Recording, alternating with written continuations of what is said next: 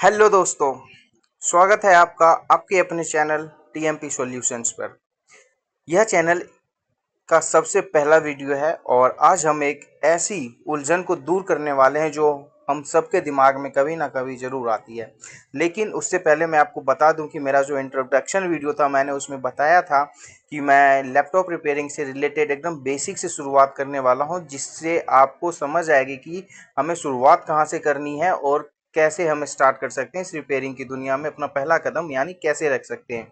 तो इस वीडियो में मैंने ये सब बताया था और उसी वीडियो से रिलेटेड आज ये मेरा पहला टॉपिक वीडियो है, जिसमें हमें समझना ये बहुत ही ज़रूरी है कि इलेक्ट्रॉनिक्स चीज़ें और इलेक्ट्रिकल चीज़ें दोनों में अंतर क्या है। सबसे पहली चीज़, अगर ये दोनों हम समझ लेंगे तो हम बहुत आसानी से लैपटॉप रिपेयरिंग या कोई भी इलेक्ट्रॉनिक्स डिवाइस होगा हम इसको ईजिली रिपेयर कर सकते हैं, क्योंकि हमें डिफरेंस पता होगा कि ये इलेक्ट्रिक से चलती है या फिर ये इलेक्ट्रॉनिक से चलता है। तो इन दोनों में बहुत फ़र्क है। तो अगर आप इस चैनल पर अभी पहली बार जुड़े हो तो चैनल को जरूर सब्सक्राइब कर लीजिएगा और बेल आइकन दबा लीजिएगा, क्योंकि इससे हमारा जो भी पहला वीडियो या अपडेट आएगा वो आप तक सबसे पहले पहुंचेगा। ठीक है, तो आज एक ऐसी उलझन को दूर करने वाले हैं जो हम सबके दिमाग में कभी ना कभी जरूर आती है। हम रोज अपने घरों में देखो पंखा, टीवी, मोबाइल और फ्रिज जैसी चीजें इस्तेमाल करते हैं, लेकिन क्या आप जानते हैं कि इनमें से कौन सी चीज इलेक्ट्रिकल है और कौन सी इलेक्ट्रॉनिक्स?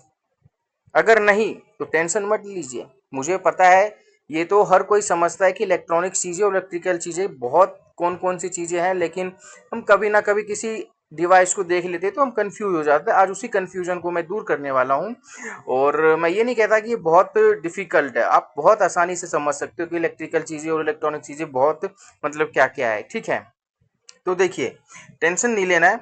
अगले 3 मिनट में मैं आपको इन दोनों का फर्क बिल्कुल पानी की तरह साफ हो जाएगा। तो वीडियो को जरूर पूरा देखिएगा। ठीक है, तो देखिए, बहुत से लोग सोचते हैं कि जो भी चीज बिजली से चलती है वो सब एक ही है, लेकिन ऐसा नहीं है। इसे एक आसान उदाहरण से हम समझते हैं। देखिए, आपके घर में पंखा जो बिजली से चलता है वो एक इलेक्ट्रिकल डिवाइस है, लेकिन वही आपका स्मार्टफोन जो बिजली से ही चार्ज होता है, लेकिन वो एक इलेक्ट्रॉनिक डिवाइस है। अब देखिए, फर्क क्या है कि पंखे पंखे को हम डायरेक्ट एसी करंट दे रहे हैं, लेकिन हम क्या कर रहे हैं, मोबाइल को डीसी करंट दे रहे हैं। यानी हम इसमें बैटरी लगा होता है हमारे फोन में, वो स्टोर करता है, उस उसे स्टोर करके रखता है, तब हमारा डिवाइस ये चलता है। तो ये एक इलेक्ट्रॉनिक्स डिवाइस हो गया। ठीक है, अब आप सोचेंगे कि ऐसा क्यों, दोनों ही तो बिजली से चल रहे हैं। चलिए इसके पीछे का असली साइंस समझते हैं। ठीक है, तो देखिए, सबसे पहले बात करते हैं इलेक्ट्रिकल की। इलेक्ट्रिकल चीजें वो होती हैं जो बिजली यानी करंट को सिर्फ एक जगह से दूसरी जगह ले जाती है और उस बिजली को किसी दूसरी एनर्जी के बदले देती है। नहीं समझे? देखिए मैं समझाता हूँ। इलेक्ट्रिकल चीजें वो होती हैं जो बिजली यानी करंट को सिर्फ एक जगह से दूसरी जगह ले जाती है और उस बिजली को किसी दूसरी एनर्जी में बदल देती है। जैसे देखिए मैं आपको बताता हूँ, पंखा और मोटर हो गया, मान लीजिए ये बिजली लेते हैं और उसे घूमने वाली ताकत यानी मैकेनिकल एनर्जी में वो बदल देते हैं। वो हमारे घर में जो बोर्ड लगा होता है उसमें 220 वोल्ट का करंट आता है, वो सीधा वहां से बिजली लेता है और वहां से मैकेनिकल एनर्जी में वो कन्वर्ट कर देता है, जिससे वो दोनों चीजें चलने लग जाती है। ठीक है, अब देखिए खास बात यह है कि हीटर और गीजर ये बिजली को गर्मी में बदल देते हैं। यानी आपके जब ठंड में हीटर और गीजर यूज करते हैं तो वो बिजली को मतलब जो भी करंट आता है उसको गर्म हीट करके वो हीट एनर्जी में बदल देते हैं। तो साइंस का टॉपिक है, अगर आपने साइंस बहुत थोड़ी बहुत भी पढ़ी होगी तो आपको ये सारी चीजें याद होंगी। ठीक है, अब देखिए, इलेक्ट्रिकल डिवाइस बहुत ज्यादा वोल्टेज पर काम करते हैं।